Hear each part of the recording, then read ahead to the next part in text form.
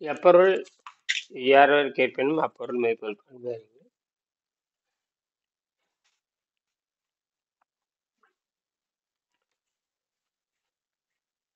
எப்பொருள் எத்தன்மையாயினும் அப்பொருள் மெய்ப்பொருள் காண்பது. காண்பது.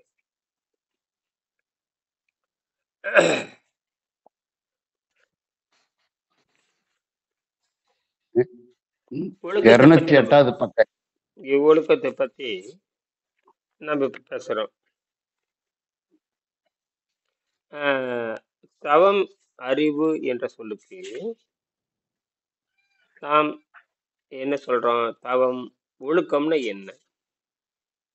இப்ப 209ஆம் பக்கம் 39வது. ஆமா, 39வது பாடம். தவம் அறிவுன்னு என்ன? தவம்னு உற்றநோய் நோன்றல், உயிருக்கு ஊறுகன் செய்யாமை, ஆற்றே தவத்திற்கு. பிறவி நோயை பசி தாக்கத்தை அமைதிப்படுத்துறது, அதுதான் தவம். அது யாரும் உலகத்துல சொல்லல, வள்ளுவர் தான் சொல்றார். ஏன்னா பசி என்பது தேவையற்றது. அதான், பசி என்பது உணர்வு, அது தேவை. அதுக்கு திங்கிறாங்க, தின்னுட்டே நோய் வரும். 16 வயசுக்கு மேல இது செய்யணும், 16 வயசுக்கு மேல 5 வயசுக்கு மேல செய்யணும். 15 வயசு வரைக்கும் 1.5 வயசுல இருந்து 5 வயசு வரைக்கும் இந்த கீரை சாப்பிட்டு குடலை சுத்தப்படுத்தணும், அது இயற்கை முறை. அதுக்கப்புறம் 15-16 வயசுக்கு அப்புறம் கீரை சாப்பிடணும்னு அவசியம் இல்லை, அது இயற்கையாகவே இதுக்கு மாறிக்கு, காற்று நீருக்கு மாறுது. இதுதான் அடிப்படை. சும்மா தேவையில்லாம தின்னுட்டு இருக்கறனால எந்த நன்மையும் வராது. சும்மா திங்கிறது, காலையில திங்கிறது, ராத்திரி திங்கிறது, மத்தியானம் திங்கிறதுக்கும் ஆரோக்கியம் சம்மந்தம் இல்லை. இயற்கைக்கு தெரியும், எல்லாமே தெரியும். இயற்கை மனிதனை எப்படி வாழ வைக்கணும் அப்படின்னு அதுக்கு தெரியும். எங்க சக்தி எங்க இருந்து இருக்குன்னு அதுக்கு தெரியும்.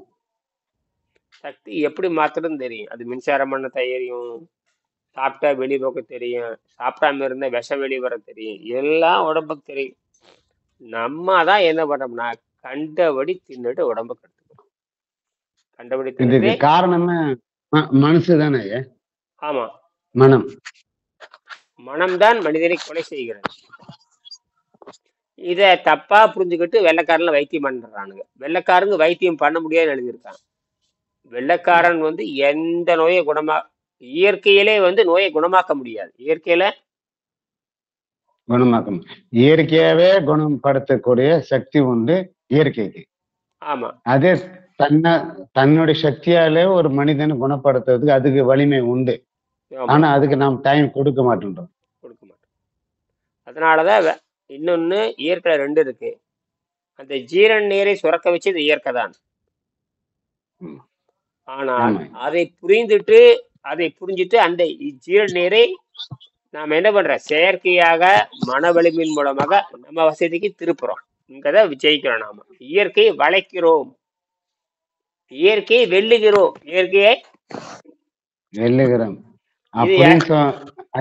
இயற்கையை வெல்லலாம் சொன்னா, இயற்கை கூட நம்ம ஒத்துட்டு போறதுக்கும் அதுக்கு நம்ம பழகணும். எதிர்மாற்றல் நம்மளுக்கு தேவைன்றது எதிராற்றல் வேணும். ஆமா, ஆக இங்கதான் இயற்கையை வெல்லுகிறோம். ஏன் இயற்கையை வெல்றோம்னா, ஏன் இந்த இடத்துல இயற்கை வெல்றோம்னா, அந்த ஜீரண நீர் மனிதனுக்கு தேவையற்றது, அதனால இயற்கையை வெல்லுகிறோம். ஜீரண நீர் நமக்கு தேவையற்றது, அதனால நமக்கு அது எந்த தீங்கும் செய்யறதில்லை, எந்த தீங்கும் செய்யறதில்லை. தேவையற்றது அடக்குவதனால், தேவையற்றதில் அமைதிப்படுத்துறதுனால நமக்கு எந்த தீங்கும் வர்றதில்லை. நீங்க அந்த நீரை, அந்த விஷ நீரை தண்ணீரை வைத்துத்தான் அமைதிப்படுத்தணும், வேற எதை வைத்து அமைதிப்படுத்த முடியாது. ஏன்னா அறிவியல் ரீதியாக என்ன சொல்றேன்னா, அறிவியல் நீங்க அந்த நீர் சுரக்கிறதுக்கு தண்ணீரை தவிர எதை போட்டாலும் சுரந்துடும். தண்ணீர் சுத்தமான தண்ணீர், மழை நீரா இருக்கணும், அது ஆர்வ வாட்டரா இருக்கணும், எந்த வகையான உப்பும் இல்லாதது. ஏன்னா உப்பு சாப்பிட்டாவே அது தூண்ட ஆரம்பிக்கும். இது அடிப்படை. சரி, இந்த ஒழுக்கத்தை நாம் புரிஞ்சுக்கல. எப்படி இருக்கு? வலி ஏதாவது குறைஞ்சிருக்குது ஐயாவுக்கு? முத்துக்குமாருக்கு? முத்துக்குமார் வரலைங்கம்மா. சரி. வலி குறைஞ்சிருக்கா? எடை குறைஞ்சிருக்கா இந்த 2 நாளா? அன்னைக்கு 3 கிலோ குறைஞ்சி, இன்னைக்கு 1 கிலோ குறைஞ்சிருக்கணுமே. கேட்கலீங்க. நாளைக்கு சரி ரைட். கேட்கலாம். சரி ரைட். பரவாயில்ல, இருக்கட்டும். புத்தகம் வந்துருச்சா? வந்துருச்சுங்க. ஆ சரி, வரட்டும். தவம், அறிவு போன்ற அரிய சொற்கள் வர சொல்லியிருக்காரு. தவம்னா என்னன்னு யாரும் இது வரைக்கும் சொல்லல. அறிவுனா திருவள்ளுவர் அறிவுக்காக 10 அறிவுன்னு தனியா ஒன்று எழுதியிருக்காரு. அறிவு உடைமைன்னு ஒன்று தனியா எழுதியிருக்காரு. அறிவுடைமை. அப்புறம் மெய் உணர்தல். மெய்யின உண்மை, அதாவது 2 எழுதியிருப்பாரு. அறிவுடைமைன்னு ஒரு அதிகாரம், மெய் உணர்தல்னு ஒரு அதிகாரம். அது ரொம்ப ரொம்ப உயர்வா இருக்கும். மெய் உணர்தல் உண்மையே உணர்தல் அர்த்தம். இன்னொன்னு வந்து அறிவை வைத்து கண்டுபிடித்தல். அறிவுன்னு என்ன, அதுக்கு ஒரு விளக்கம். அறிவுக்கு மேற்பட்டது மெய். அறிவை வச்சு ஆராய்ச்சி பண்ணி உண்மையை கண்டுபிடிச்சிடுறது. அறிவை வச்சு ஆராய்ச்சி பண்ணி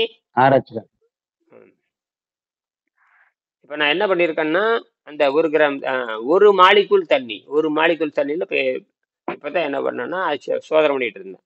இறக்கி வச்சுட்டேன். ஒரு 1/2 மணி நேரம் இரவு இரவு 6:30 வோல்ட் கிடைச்சது. இரவு ஒரு 6.25 வோல்ட் கிடைச்சது 10க்கு சேர்ந்து. ஒரு மூலக்கூறு இருந்து 6.6 வோல்ட் வந்தது. 10 மூலக்கூறுக்கு சேர்ந்து 6 வோல்ட் வந்தது. சரி, வந்துச்சா? இப்போ என்ன, எரிச்சிட்டு பார்த்தா 3.5 வோல்ட்டா மாறிடுது. அது 3 வோல்ட் குறைஞ்சி போச்சு. அப்போ கழட்டி வச்சுட்டு இப்போ பார்க்குறேன். ஒரு மணி நேரம் விட்டுட்டேன். மறுபடியும் 3.5 வோல்ட்டுக்கு வந்து இப்போ 4.5 வோல்ட் மேலே ஏறிட்டு இருக்கு. எப்படி இது? இப்படிதான் உடம்பு. இரவு ஸ்வீடன்ல இருந்து நான் பேசுனேன். என் பொண்ணுகிட்ட இரவுல பேசுனேன், ஸ்வீடன்ல பேசுனேன். ஆமாம், இந்த உடம்புக்கு இப்படித்தான். நீங்க கேட்டீங்க இல்லையா, அவரும் கேட்டார். ஆமா, உடம்புல இப்ப நடக்க ஆரம்பிக்கும். ஏன்னா இது வரைக்கும் நமக்கு தெரியாம இருந்தது. தண்ணியும் உள்ள போய் மின்சாரமா மாறுதுங்கிறது உண்மைதான். ஏன்னா உடம்புல வேதிப்பொருள் இருக்கு. வேதிப்பொருள், புளிப்பு, ஆசிட்டு எல்லாம் இருக்கு. அப்ப அது உள்ள போனோன்னா அந்த உள்ள போய் மின்சாரமா மாறுவதற்கான வாய்ப்புகள் இருக்கிறது. அது போக இல்லை, நீங்க நாக்கில் வச்சு பாருங்க. 2 கம்பி வச்சு நாக்கில் வச்சு பாருங்க. மல்டிமீட்டர் வச்சு செக் பண்ணி பார்க்க. நீங்களே வச்சு பார்த்தா தான் தெரியும். மல்டிமீட்டர் வச்சு இப்படி வச்சு பார்த்தீங்கன்னா உடம்புல வந்து 0.6 வோல்ட்டு, 3 வோல்ட்டு, 0.4 வோல்ட்டு, 0.5 வோல்ட்டு காட்டும். 300 மில்லி வோல்ட்டு, 400 மில்லி வோல்ட்டு காட்டும். 300 மில்லி வோல்ட்டு, 400 மில்லி வோல்ட் என்ன வோல்ட்டு காட்டும். அந்த 300 மில்லி வோல்ட்டு அல்லது 3.3, 0.4 ஏதோ வச்சுக்கலாமே. அது என்ன தெரியுமா? ஒவ்வொரு மூலக்கூறினுடைய வெளிப்பாடு. என்னது? ஒவ்வொரு மூலக்கூறினுடைய வெளிப்பாடு. நம்ம உடம்புல மட்டும் 100 கோடி, 1000 கோடி, லட்சம் கோடி மூலக்கூறு இருக்குது. அப்படின்னா இந்த உடம்புடைய வெப்பம் எவ்வளவு தெரியுமா? சூரியன் இருக்குல்ல, சூரியன் மாதிரி 100 சூரியனுக்கு தாண்டி நம்ம உடம்புடைய ஆற்றல். கற்பனையே பண்ண முடியாது. 1 கிராம் தண்ணி, ஒரே 1 கிராம் தண்ணியிலே சூரியனோட அதிக சக்தி இருக்குதுன்னு நான் கண்டுபிடிச்சிருக்கேன், கணக்கு போட்டு பார்க்கும் பொழுது. 1 கிராம் தண்ணியிலேயே நம்ம உடம்புல வந்து எல்லாமே தண்ணி தான். அப்ப எத்தனை மூலக்கூறு இருக்குன்னு பாருங்க, எத்தனை கோடி. கற்பனை பண்ண முடியாது இல்லையா? ஆனால் இதை நாம என்ன பண்ணிருக்கோம்னா, இந்த பசி சுரந்தா என்ன சுரக்காட்டு நான் பாட்டுக்கு தின்னுட்டே இருப்பேன்டா. என்கிட்ட பணம் இருக்குதுல்ல, ஆணவம், அதிகாரம். 10ஆவதுக்கு வர சமைச்சு போறதுக்கு 7 பொம்பளைகள் வேற, 7 கடைகள் வேற, அது ஊட்டுறதுக்கு வேற பல பேர் வேற. இத்தனையெல்லாம் கண்டபடி போட்டுக்கிட்டு சிக்கிட்டு சீரழிஞ்சு சாகிறது. ரொம்ப அற்புதமா இருக்குது இல்லையா? ஒருவேளை குழந்தைங்க சாப்பிடலனால தாய்மார்கள் விடுறது இல்லைங்களே. குழந்தை சாப்பிடல, அந்த குழந்தைக்கு என்ன கொடுத்துருக்கோன்னு தெரியுமா? அது பழங்களை வேக வைத்து தான் கொடுத்துருக்கணும். காய்களை வேக வைத்து கொடுத்துருக்கலாம், கீரையை வேக வைத்து கொடுத்துருக்கலாம். இந்த 3 தவிர ஒரு பொம்பளையோ ஆம்பளையோ குழந்தை கொடுத்தானா அவன் அந்த குழந்தைய கொல்றான்னு அர்த்தம், அல்லது சாவடிக்கிறான்னு அர்த்தம். அதுக்கு என் குடும்பமே காரணம். ஆமா, என்னுடைய குடும்பமும் காரணம். பழம் கொடுக்கணும்னால பழத்தை சாப்பிட்டா அது எப்படி குழந்தை வாழும்? அது எப்படி ஸ்கூலுக்கு போயிட்டு வர முடியும்? பெற்றோர்களே இப்ப என்ற பேர குழந்தை 3 நாளா காய்ச்சல் இருந்தது, வாயை மூடிட்டு இப்ப என்னது பழச்சாறு சாப்பிட்டு நல்லா போச்சு. பழச்சாறு சாப்பிட்டுச்சுங்க, நல்லா ஆயிடுச்சு. புரியுதான்னு கேட்டேன். பழச்சாறு சாப்பிடும் பொழுது பெருங்குடல் சுத்தம், ரத்தமும் பெருங்குடல் சுத்தமாயிரும். உடனே அந்த தேவையானதெல்லாம் அந்த கீழே குறைஞ்சி உடல் மட்டும் மேலே வந்து நின்றுக்குது. எது எது குறைஞ்சு போச்சோ அதெல்லாம் மேலே எப்படியே வந்துச்சு. சுத்தத்தினால் உடம்பு தனக்கு தானே கொண்டு மேலே நிறுத்திடும். நீ பெருங்குடலுக்கு எதை போடக்கூடாது? மாவு சத்தை போடக்கூடாது. முறுக்கு, மிச்சரு, இட்லி, தோசை, பூரி, பொங்கல், பால் இதெல்லாம் போடக்கூடாது. நீ தண்ணீரும் பழச்சாரும் போட்டே இருந்ததுன்னா கெட்டு போனது நீட்டு ரீசார்ஜ் பண்ணிக்க. ரீசார்ஜ் பண்ணுது, வேற ஒண்ணும் இல்லை. இப்ப எப்படி ரீசார்ஜ் பண்ணுதோ அதே மாதிரி ரீசார்ஜ் பண்ணு. நீ என்ன பண்ற? ரீசார்ஜ் பண்ணுவதற்கான அந்த பொருளை வைக்கிறா. அந்த பொருளை வைக்கிறனால அது கடந்து வருது. நீ ரீசார்ஜ் பண்றதுக்கு வேற பொருள் வச்சா எப்படி வரும்? செம்பு கம்பியும் ஒரு கம்பியை வச்சிருக்கிற. இந்த 2 கம்பி வச்சிருக்க. இந்த மாதிரி மின்சாரம் கடத்துற கம்பி வச்சா தானே மின்சாரம் வரும். ஆமா. நீ அதுல பிளாஸ்டிக் வச்சுக்கிட்டு இருந்தா எப்படி வரும்?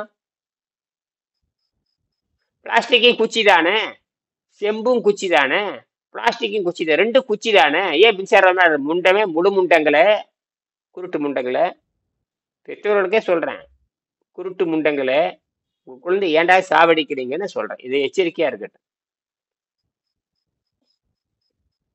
அப்ப பெற்றோர்களே அது மாதிரி இந்த தாத்தா பாட்டி இருக்கிறாங்க, அவங்க அதை விட கொலைகாரருங்க. பெற்றோரை விட தாத்தா பாட்டி இருக்கான், அந்த வேலை இவனுக்கு விட்டு போட்டு போயிடுறது. புடுங்கி இந்த அப்ப நான் தாத்தா பெத்து விட்டு போட்டு போயிடுறது. யார்கிட்ட கொடுத்து போட்டு போறாங்க? இந்த மானம் கேட்ட தாத்தாட்ட பாட்டி. அந்த மானம் அது இத்து போனது, அதெல்லாம் இத்து போய் புளுத்து போனது, முண்டிட்டு நடக்குது. அது போய் குழந்தைகளை காப்பாத்துது. மானம் கெட்ட வேலை. உனக்கும் பேரனுக்கு என்ன சம்பந்தம்? நீ குழந்தை ஓடுற ஓட்டத்துல ஓட முடியுமா? இது என்ன பண்ற? இதுக்கு இந்த சோம்பேறி நாய்க்கு இந்த 2மே இது முடியாதனால கண்டதை வாங்கி கொடுக்கறது. யாருக்கு? பேரனை காப்பாத்துறேன்னு, பேத்தி காப்பாத்துறேன்னு. அறிவே இல்லை உங்களுக்கெல்லாம். சொரணை கட்ட ஜென்மங்கள். உனக்கும் பேரனுக்கும் பேத்திக்கு என்ன சம்பந்தம்? உன்னோட ரத்த பிறப்பு, இந்த உன்னுடைய உடல் சம்பந்தமான பிறப்பா? கிடையாது. அதுக பெத்து போட்டு போயிடுது. அப்படியே பேக்கா மூடிட்டு இருந்திருக்க வேண்டியதானே. குழந்தை வளர்த்துக்கு யோகிதை இல்லாத பொழுது எது குழந்தை பெத்துக்கிற? பெத்து வளர்த்துக்கு யோகிதை இல்லாத பொழுது ஏன் வளர்க்குற? பாருங்களேன், இந்த திருட்டு வேலையெல்லாம் பண்ணு. இந்த குயில் பாத்தீங்களா? குயில் இருக்கும், காக்காவும் இருக்கும். 2 கேள்விப்பட்டிருப்பீங்க.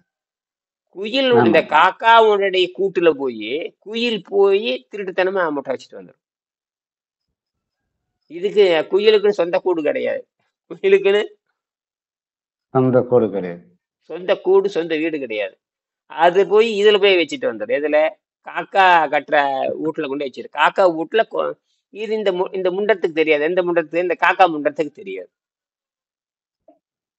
அது வளர்த்திட்டு போயிடும். அது பெருசானது குயில் குஞ்சு பெருசானதுக்கு அப்புறம் அது வெளியே வந்துடும். அது குறிப்பிட்ட வரைக்கும் தெரியாது. அப்ப ரெக்கம் முளைச்சுன்னு அதுக்கு குயில் ஓடிடும். இப்படி திருட்டு வேலை அது பண்ணிட்டு இருக்கு. இன்னைக்கு குயில் பொறிக்குயில்பாங்க. நான் பார்த்துருக்கேன். பொறிக்குயில், கருப்பு குயிலும் இருக்குது, பொறிக்குயிலும் இருக்குது. நான் இப்ப எங்க வீட்டுக்கு மேல, இப்ப நான் இருக்கிற வீட்டுக்கு மேல அந்த ஒரு வேப்ப மரம் இருக்குது. நான் கவனிச்சுட்டே இருக்கிறேன். என்னடா குயில் வந்துட்டு போகுதுன்னு பார்த்தா அந்த காக்கா கூட்டுல எதுவுமே உட்காந்து அந்த முட்டையை வச்சுட்டு போகுது. பொறிக்குயில். அப்ப சொல்றது சரியா போச்சுடான்னு. இதே மாதிரிதான் தனக்கு சம்பந்தம் இல்லாத நம்ம வளர்த்தவே கூடாது. ஒரு குழந்தைக்கு என்ன தேவைன்னு அப்படி நீ வளர்த்துறதா இருந்தா, நான் இந்த குழந்தைக்கு நேற்று என்ன பண்ணேன்? எலுமிச்சை ஜாறு வச்சு கொடுத்தேன். சாப்பிட்டுச்சு. அப்புறம் பேரிச்சம்பழத்தையும் வேர்க்கல்லையும் சர்க்கரையும் போட்டு அடிச்சு 2 உருண்டை கொடுத்து சாப்பிட்டுச்சு. இப்படியாவது கொடுக்கணும். ஒரு நாளும் பேர குழந்தைக்கு எது நான் கொடுத்ததே கிடையாது. இதை தவிர எது கொடுத்தாலும் அவங்கள வீட்டுக்காரி சத்தம். எங்க வீட்டுக்காரி பிடிச்சி மானம் கடை பேசும். உனக்கு அறிவு இருக்கா? ஒழுக்கம் இருக்குதா? பேசாம இருக்கு, கொடுக்காத.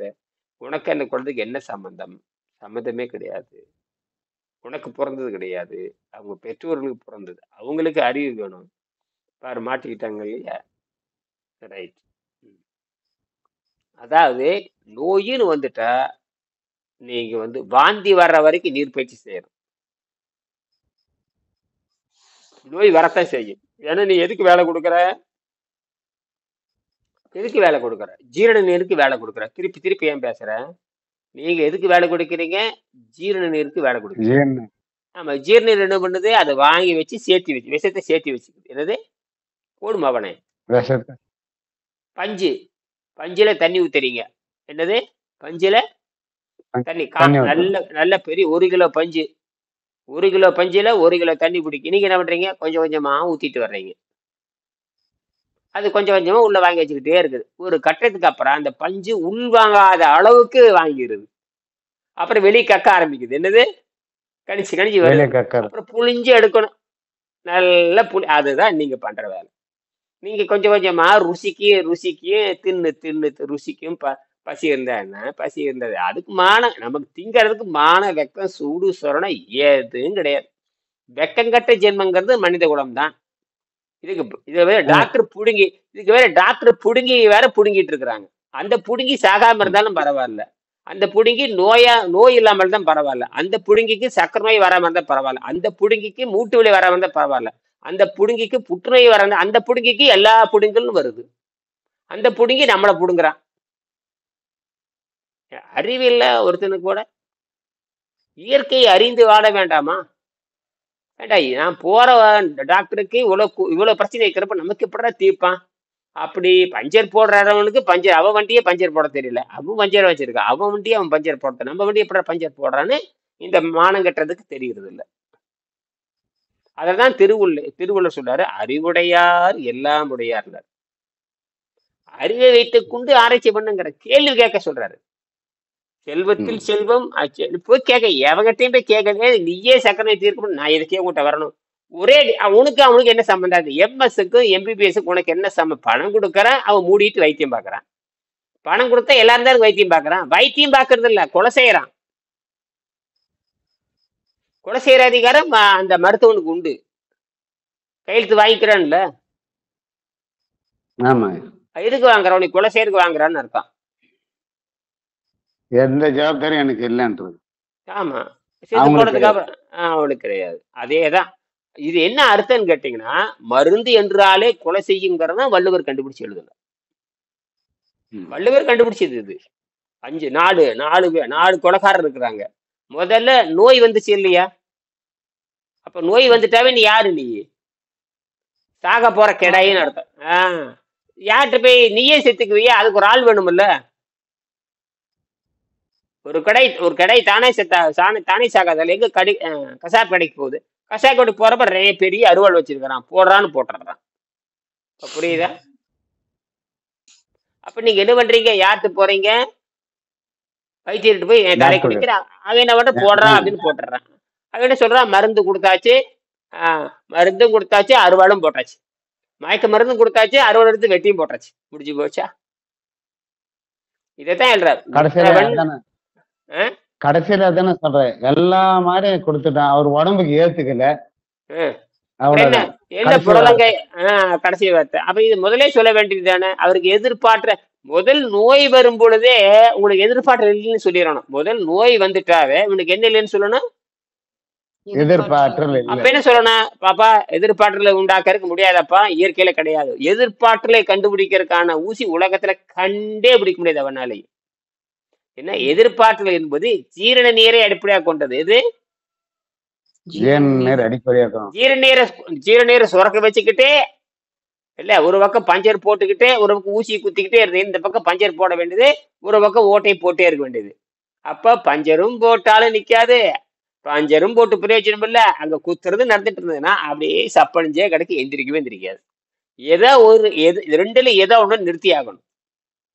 ஒன்னா பஞ்சர் போடுறதை நிறுத்தணும், அல்லது அங்க குத்துறத நிறுத்தணும். இந்த ரெண்டையுமே செய்யாம இவனு வியாபாரம் பண்ணிட்டு இருக்கானு. இதுதான் இயற்கையை புரிந்து கொண்டு அவங்க என்ன பண்றாங்க? வியாபாரம் செய்கிறார்கள்.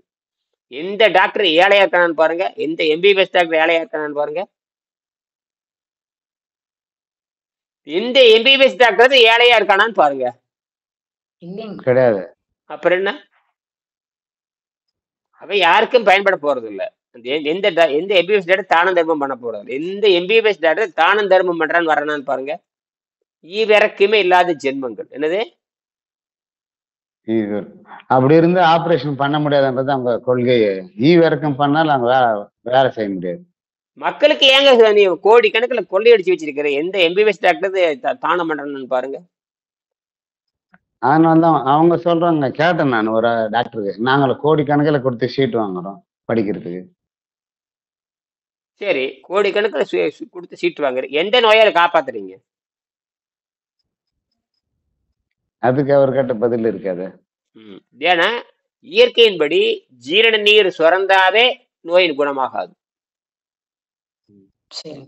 அதனால இது யாரும் சொல்ல மாட்டாங்களே, இது சொல்ல மாட்டாங்களே அவங்க படிக்கும் எம்பிபிஎஸ் படிக்கும்போது.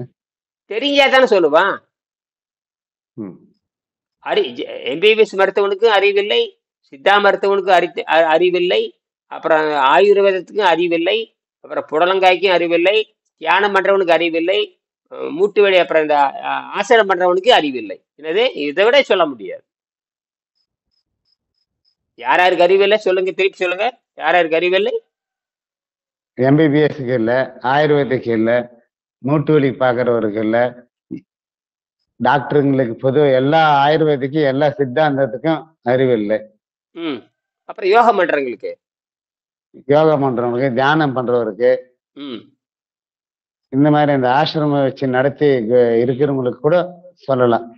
சரி, ஏன்னா முக்தி அடையலாம்னு சொல்றாங்களே, யார் யார் சொல்றாங்களோ அவங்களுக்கு எல்லாம் இந்த வயது தெரிஞ்சா மட்டும்தான் முக்திக்கு போக முடியும்னு சொல்லலாம்.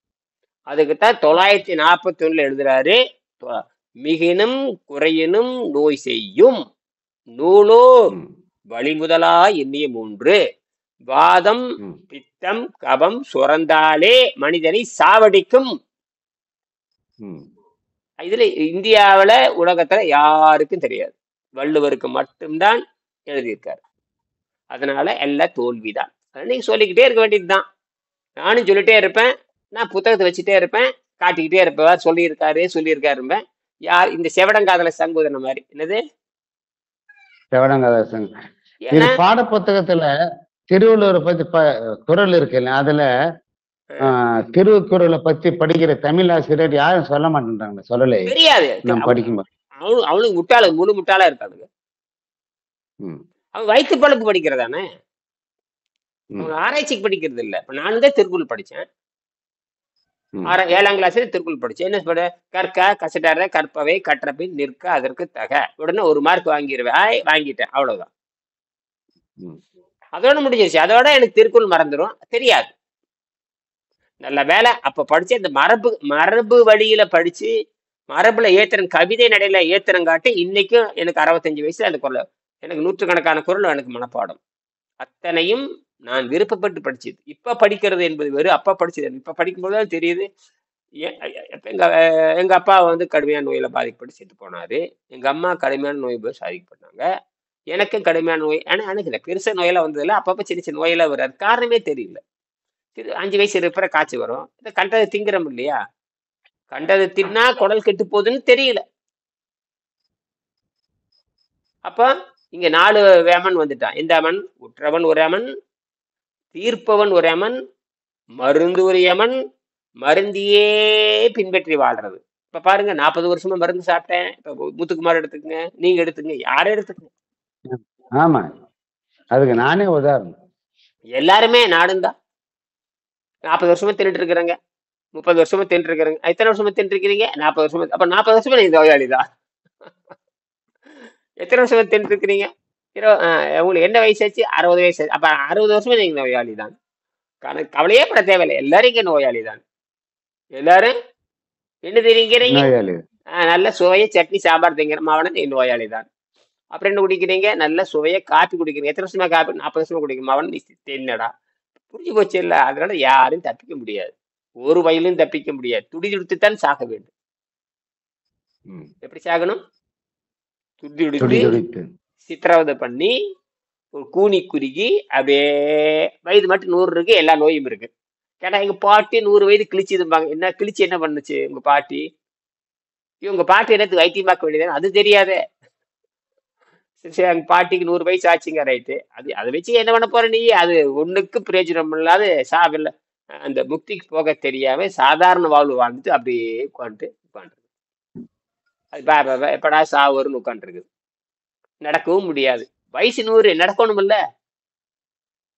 ம். சரி, 100 வயசு இருக்கு அப்படி சேர்லயே உட்காந்துருக்குதுங்க. சரி, அப்படி உட்காந்து என்ன பண்ண போற நீ? செத்து தொலைய வேண்டியதானே? அதுவும் போகாது. 10 வருஷமா படுக்கையிலேயே படுத்துட்டு இருக்காருங்க. உயிரோடு இருக்காருங்க. என்னது 10 வருஷமா படுக்கையில உயிரோட இருக்காரு, உயிரோடு இருக்காருங்க. தெரியாதுங்க. ஒரு 100 வயசு ஒருத்தர் இருக்கிறான், அவர் படுக்கையாவே 100 வருஷமா இருக்காருங்க. என்ன பிரயோஜனம்? நாய் பெற்ற பிரயோஜனம் இல்லை. தெங்கம்படம். ஒரு தேங்காயை நாய் பிடிச்சிருச்சுன்னா தேங்காய் உடைக்கவும் தெரியாது, என்ன நாய்க்கு கொடுக்கவும் கெடுக்காது, உருட்டிட்டே விளையாட்டே இருக்கு, அதுவும் திங்காது, அடுத்த என்ன போட கடிச்சிரு. அதை சொல்லுவாங்க நாய் பெற்ற தெங்கம்படம். நாய் படிச்ச தெங்கம்படம். தெங்கம்படம்னா வேற ஒண்ணும் இல்லை, தேங்காய். அந்த காலத்துல சொல்லியிருப்பாங்க. ஏன்னா அதை உடைக்கணும்னா அது உடைக்கிறதுக்கு அறிவு தெரியணும், உடைச்சி அழகா எடுத்து இதெல்லாம் இருக்குது விஷயம். அதுல ஒரு காரணத்தை தான் சொல்லி வச்சாங்க பாருங்க. பழம் என்பது வேறு, கனி என்பது வேறு. பழம் என்பது வேறு, கனி என்பது வேறு. நெருஞ்சி பழம், தெங்கம்பழம். அது எப்படி தேங்காய் எப்படி பழமாக? ஒரு நாளும் தேங்காய் பழமாக மாறவே மாறாது. ஆனா தமிழ்ல பழம்னு எழுதி வச்சிருக்கிறாங்க. என்னது பழம்? இப்ப புரியுதா? தெங்கம்பழம். தெங்கம்பழம் அதுன்னு சொல்லுவாங்க. உண்மையாலுமே முத்துனதெல்லாம் பழம் தான், ஆனால் கனி செய்யற வேலை அது செய்யாது. நெருஞ்சி பழம், நெருஞ்சி முள்ளுக்கு தெரியுங்க, நெருஞ்சி ஒரு சுரீர்னு கால் நேரு, அதுக்கும் பெரும் பழம் தான், அதுக்கு பெரும் பழம் தான் நெருஞ்சி பழம். அப்ப முத்தி பூச்சினா பழம்னு அர்த்தம். ஆனால் கனி என்பது கனிந்து இனிமையாக உடம்பை தூய்மை செய்யக்கூடியது கனின்னு பேர் வச்சான். எது சுத்தம் செய்கிறது அதுக்கு பேரு கனி, சுத்தம் செய்யாது துன்பத்தை தரதுக்குள்ள பழம்னு அர்த்தம். இப்படி புரியுது பாருங்க. நெருஞ்சி முள்ளு சுரீர்னு துன்பத்தை தரும். தேங்காய் பழம், தேங்காய் சாப்பிட்டீங்கன்னா குடலை சுத்தம் பண்ணாது, நோய் தான் வரும். ஆனால் கனி சாப்பிட்டா, இங்க கனி, அதாவது திருவள்ளுவர் கனி இருப்ப இனிய உணவாக எண்ணாத கூறல் கனி இருப்பங்கிற. பழம் இருக்குன்னு சொல்ல வேண்டியதானே? பழம் இருக்குன்னு சொல்ல மாட்டார். பழம் என்பது நெருஞ்சி பழத்துக்கும் பழம்தான், தேங்காய் பழக்கத்துக்கும் பழம். தமிழர்கள் எப்படி எழுதி வச்சிருக்காங்க, பெரிய பேரறிவு பெற்ற மொழி. அதை எனக்கு புரிஞ்சு கொள்ள முடியுது. அப்ப அதெல்லாம் கனிவான அப்படிம்பாங்க. ஏன் பழமானு சொல்ல மாட்டாங்க, கனிவான பேச்சும்பாங்க. ஏன் கனிவான பேச்சுன்னு சொல்றீங்க? கனி உடம்புக்கு நல்லது செய்யும், உடம்புக்கு நல்லது செய்யும். சரி, ஒழுக்கம், தவம், அறிவு போன்ற முடிச்சுக்கலாம். 5 நிமிஷம். ஓகே, இது முடிச்சுக்கலாம். விளக்கம் என்ன சொல்றாருன்னா, டெஃபினிஷன் கொடுத்த திருவள்ளுவர் ஒழுக்கம் என்ற சொல்லை விளக்கவில்லை. ஏன் விளக்கல? ஒழுக்கத்துக்கான ஒழுக்கம்னு ஒரு தலைப்பு இருக்குது, அதுல எந்த இடத்துலயும் ஒழுக்கத்தை பற்றி சிறப்பு சொல்லுவார். ஒழுக்கம்னா என்னன்னு சொல்லுவாரே தவிர, ஒழுக்கம்னா என்ன, அது எப்படி கடைபிடிச்சாங்க, அது எப்படி கண்டுபிடிக்கிறது, அது எப்படி செய்யறது, இனிப்பு பத்தி பேசுறது, இனிப்பு எப்படி செய்யறதுன்னு சொல்ல மாட்டார். இனிப்பு உயர்வானது, இனிப்பு இனிமையா இருக்கும், இனிப்பு சாப்பிட்டா நல்ல மகிழ்ச்சியா இருக்கும், அப்படி இனிப்பை பத்தி விளக்க சொல்றாரு தவிர இனிப்பு எப்படி செய்யறதுன்னு சொல்ல மாட்டார். அது வேறொரு பாடத்துல போய் அதை வைக்கிறார். அதுதான் வள்ளுவருக்குரிய அந்த உயர்ந்த தன்மை. அல்லது இதுல சொல்லாம இன்னொன்னு சொல்றது அப்படின்னு எந்த அர்த்தம்? அதாவது ஒரு தலைப்பை வைத்து நீ முடிவு செய்யாத, நான் பல தலைப்பு எழுதியிருக்கிறேன், இந்த தலைப்பையும் அந்த தலைப்பையும் ஒத்து பார்த்து முடிவெடு அப்படின்னு எழுதியிருக்காரு. அதுக்கு பேருதான் ஒப்புமை ஆராய்ச்சின்னு சொல்லுவாங்க. ஒப்புமை இது ஒத்து போகுதான்னு பாருங்க. அவர் சொல்றது, இவர் சொல்றது, இன்னொருத்தர் சொல்றது, இந்த நூலு அந்த நூலு, பல நூல்களை வைத்துக்கொண்டு ஒத்து பார்க்கறத ஒரே மாதிரி சொல்லியிருக்காங்களா? அந்த அனுபவத்தை சொல்லியிருக்காங்களா? ஒரு ஆளுடைய அனுபவம் பத்துறது இல்லை, நமக்கு குறைஞ்ச 2 பேர் 3 பேர் 4 பேர் பல பேர்த்த கேட்கறமே இல்லையா? பல பேர்த்த கேட்டுத்தான் ஒரு முடிவு எடுக்கிற மாதிரி. அதான் இயற்கை. ஆமா, இயற்கை ஒரு தடவை சொன்னா சொல்றாங்களா? ஜென்மம் பல தடவை சொல்றேன்டா, ஜென்மம் சொன்னா கேட்க மாட்டேங்கிறீங்க. பல தடவை சொன்னாதான் மண்டையில ஏறுது. இது மரமண்டைங்கிறாங்க. ஏன் மரமண்டைன்னு பேர் வச்சாங்க? எத்தனை தடவை சொன்னாலும் ஏறுறது இல்லை. அப்படியே பேசி பேசி பேசி பேசி காய்ந்து போன மண்டைய கொஞ்சம் பசல மண்டையே மாத்துறது. ஏன் இப்போ இந்த புத்தகத்துல சும்மா ஒரே பக்கத்துல காலை முதல் மாலை வரை நீரை மருந்தாக இருந்து, மாலை ஒரு வேளை மட்டும் வேண்டிய அளவு வேக வைத்த கீரை அல்லது காய்கறிகளை சிறிது அவுள் சேர்த்து சுத்தம் பண்ணிட்டு வந்தீங்கன்னா நோய் நல்லா போன்னு எழுதிட்டு போக வேண்டியது ஒரே பக்கத்துல. எதுக்கு இத்தனை பக்கம் போட்டு இத்தனை கத்து கத்தி இத்தனை பேச்சு பேசி இத்தனை ஆயிரம் விளக்கம் கொடுத்து ஏன் சொல்லணும்? ஏறாது. அதுக்குத்தான் விரிவா புரியும்படியே சொல்றேன். எத்தனை வேற நான் வேற 25 வருஷமா பேசிட்டு இருக்கிறேன். அவருக்கு 25 வருஷம் பேசியிருக்காரு. புத்தகம் போயிட்டு இருக்கு. இன்னும் யாருக்கு மண்டையில ஏறல. எங்க குடும்பத்துல இருந்து இன்னும் மண்டை ஏறல. எங்க குடும்பத்துக்கு தெரியும். என் பெரிய சின்ன பொண்ணுக்கு தெரியும், பெரிய பொண்ணு. நான் தப்பு பண்ண நேரடியாக காய்ச்சி என் வீட்டுக்காரையும் என்ன காய்ச்ச முடியாது, என் குழந்தைகள் என்னால காய்ச்ச முடியுது. சொன்னா கேட்கறாங்க, மாறிக்கிறாங்க. சொன்னா கேட்கறாங்க, மாறிக்கிறாங்க. பாருங்க 3 நாள் பழச்சாறுல போயிட்டு இருக்குது, எலுமிச்சை சாறுல போயிட்டு இருக்குது, துளசி சாறுல போயிட்டு இருக்குது. நேற்று வரைக்கும் என்னென்ன சாப்பிட்டுருப்பேன். ரைட், இப்போ என்ன சுத்தமாயிடுச்சு, பார்த்தாச்சு, நல்லா இருக்கு. டெம்பரேச்சர் பார்த்தா கரெக்டாக குறைஞ்சிட்டு வந்துருச்சு. கரெக்டு 36 டிகிரி இருந்தது, இப்போ 33 டிகிரி. நமக்கு வர்ற 33க்கு வந்துருச்சு. நல்லா குறைஞ்சிது. 32க்கு 31க்கு வந்து குறைஞ்சி மறுபடியும் 31, 32, 33 ஏறிக்கு. பாருங்க அது என்ன பண்ணுதுன்னு வேகமா குறைச்சி மறுபடியும் கொஞ்சம் கொஞ்சமா ஏத்துது. உடனடியா இந்த உடம்புக்கு இருக்கிற அறிவு இந்த வயிற்றை காலி போட்ட வெறும் இல்லைங்க. 12 மணி நேரம் சுடுதண்ணி போட்டா போதும். வெதுப்பான தண்ணி குடிச்சிட்டே வாங்க 12 மணி நேரம், அவ்வளவுதான். ஒண்ணுக்கு சரு ஒண்ணு ஆரம்பத்தில் போகும். ஒண்ணுக்கு போகலினாவே மவனை நீ மாட்ட போறேன்னு அர்த்தம். ஒண்ணுக்கு போலினா நீ வந்து உனக்கு சாவு ரெடி ஆயிடுச்சுதான் அர்த்தம். நீ நீ என்ன பண்ற, செயற்கையா போய் சுத்தப்படுத்துற. இயற்கையா சுத்தப்படுத்தணும். செயற்கையை சுத்தப்படுத்தின ஆளை கொண்டு போடும். இயற்கையை சுத்தப்படுத்தணும் கொள்ளாது. இயற்கையை சுத்தப்படுத்தணும்னா ஜீரணியை நிறுத்தணும். அதுக்கு நீ 12 மணி நேரம் பயிற்சி 12 மணி நேரம் பயிற்சி பண்ணதுக்கு அப்புறம் மயக்கம் இல்லையா, மறுபடியும் தண்ணியே போடணும். மறுபடியும் மயக்கம் இல்லையா, தண்ணி மறுபடியும் வாந்தி வரலையே போடணும். வாந்தி வரமா இருக்கிறப்ப வேக வைத்த கடைஞ்சி கீரை சாப்பிட்டோம்னா டபக்குன்னு கீழே போயிடும். மறுபடியும் போடணும். இப்படி போட்டே வந்தீங்கன்னா வாந்தி வரது நின்று போயிரு, இந்த உடம்புக்கு தேவையற்ற உப்பு போய் நின்று போயிரு. இது ரொம்ப எளிமை. ஏன்னா இயற்கை தான் மனிதனுக்கு அந்த சக்தியை கொடுக்குது. அது மட்டும் இல்லை, மின்சாரத்தை உற்பத்தி பண்ணுது. தேவையற்ற இடத்துல மட்டும்தான் குறைக்கும். தேவை உள்ள இடத்துல எல்லாத்துலயும் என்னென்ன இருக்கணும் அதெல்லாம் வச்சுக்கும். உப்பு ரத்தத்துல இருக்கணும்.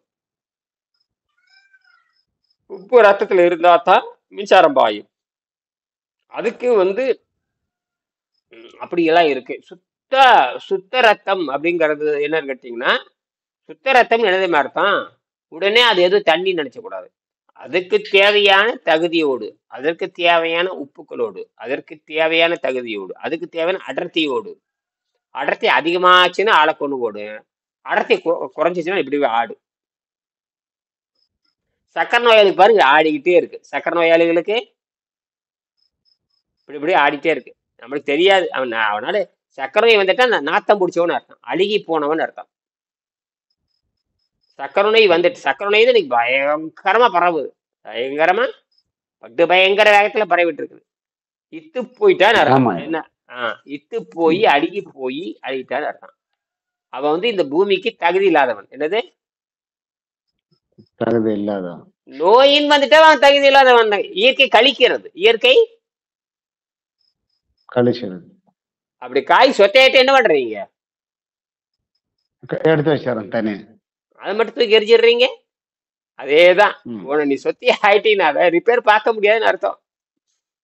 எப்படி ரிப்பேர் பார்க்கணும்னு கேட்டீங்கன்னா, இந்த அதான் ஒழுக்கம். அந்த ஒழுக்கத்தை பின்பற்றணும். அந்த ஒழுக்கத்தை எப்படி பேசுவோம்.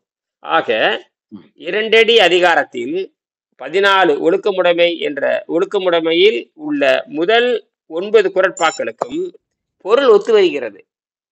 1, 2, 2, 3, 4, 5, 6, 7, 8, 9 வரைக்கும் புரிகிறது. 10க்கு ரெகுலேஷன் சொல்றாரு, 10க்கு எனக்கு புரியலைங்கிறாரு. 9 வரைக்கும் புரிகிறது, 10க்கு புரியலைங்கிற. 10லதான் வள்ளுவர் வந்து என்ன பண்றாருன்னா ஒரு என்ன சொல்றாரு, ஒரு திருப்பத்தை கொடுக்குறாரு.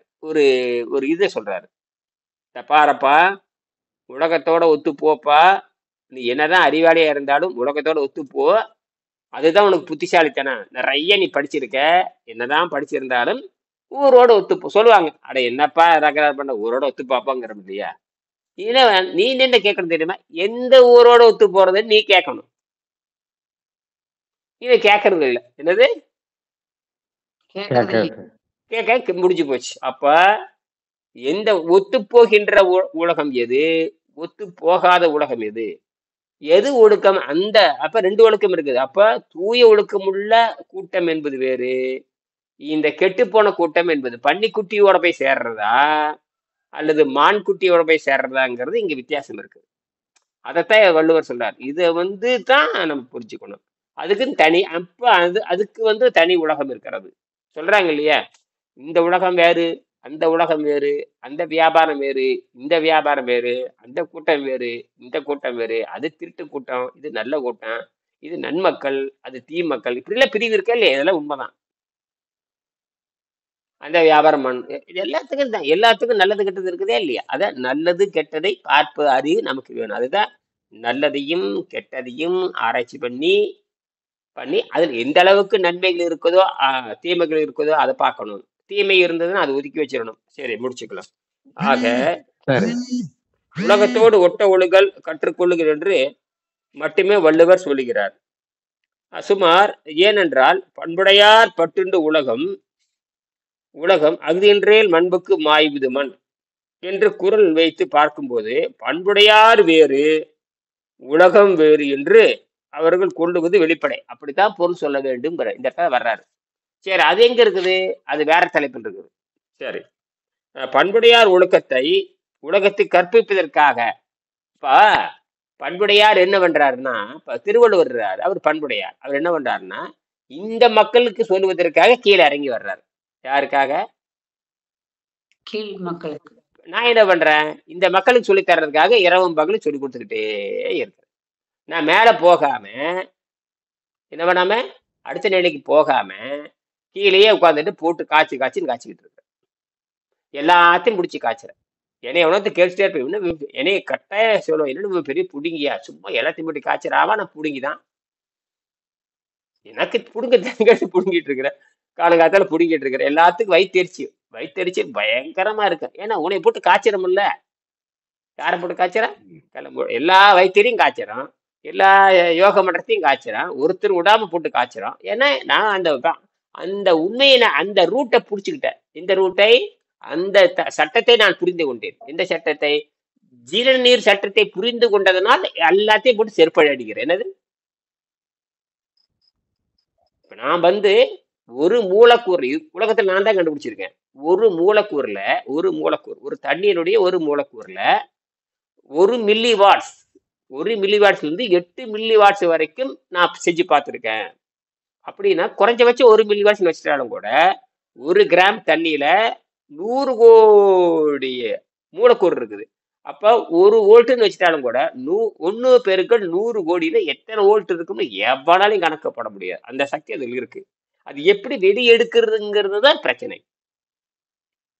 டேம்ல தண்ணி கட்டி வச்சிடுறீங்க, அந்த அறிவு பாருங்க, கண்டுபிடிச்சா பாருங்க. டேம்ல 1 லிட்டர் தண்ணியா பல கோடி லிட்டர் தண்ணி தேக்கி வைக்கிறான். அது அணையா போட்டு தடுத்துறான். அதுக்கப்புறம் சின்ன ஒரு ஓட்டையை போடுறான். அதுல இருந்து வெளியே பீச்சு அடிக்குது. அது ஒரு காத்தாடி சுத்துது. மின்சாரம் எடுக்கிறானே இது. அதேதான். அது 1 லிட்டர் தண்ணியே அது இப்படிக்குன்னா போயிடும். 1 கோடி தண்ணி வச்சிருக்கிறான். அது மழை வருது, தேக்கி வச்சுக்கிறான். அது ஒரு 6 மாசத்துக்கு ஓட்டுறான். அடுத்த மழை வர்ற வரைக்கும். இதுதான் அறிவு. இதுதான் அறிவு. அதேதான் இதுவும் செய்யணும். அப்போ உடம்பு நமக்கு ஜீரணநீர் சுரக்குதா சுரக்கலையான்னு கவனிச்சுக்கிட்டே இருக்கணும். அப்படி கவனிச்சு செய்தால் மட்டும்தான் நீங்கள் அந்த ஒழுக்கத்தை புரிந்து கொள்ள வேண்டும். மீண்டும் நாம 10 மணிக்கு பேசலாம். சரியா? நன்றி.